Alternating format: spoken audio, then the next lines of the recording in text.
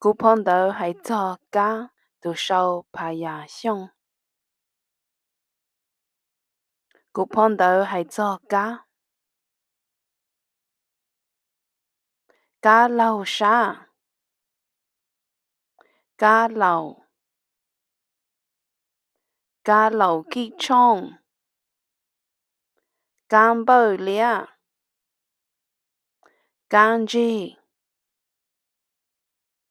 Công. Mũ. Ngơ. Bao. Bông bài. Rau.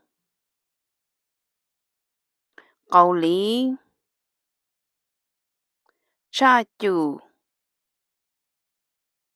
Giống. Rùa.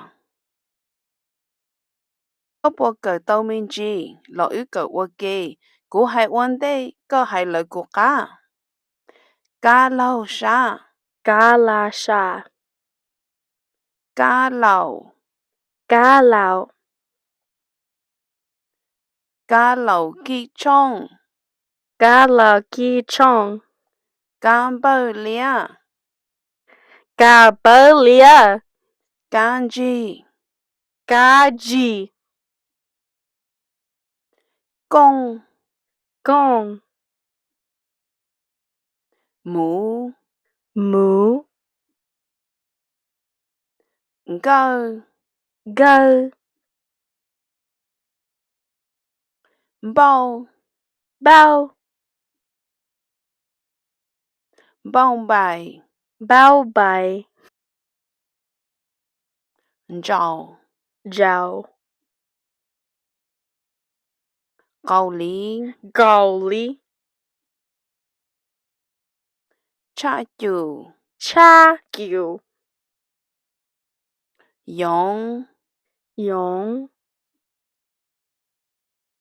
Rùa. Rùa. Có bộ cờ tàu minh chi, rồi nó có hai vấn đề, của hai lời có cá nè. Cá la xa. Cá lâu xa. Cá lào. Cá lâu. Cá lào kỹ trông. Cá lâu kỹ trông. Cá bờ lĩa.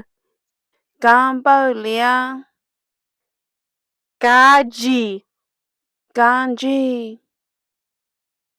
Công. Công. Mũ. Mũ. Gơ. Gơ. Bao. Bao. Bao bài. Bông bài. Rau. Rau.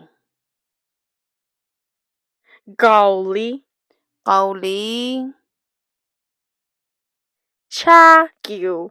Cha chủ. Giống. Giống. Rùa. Rùa. Rau hẹn. Sao lý nó.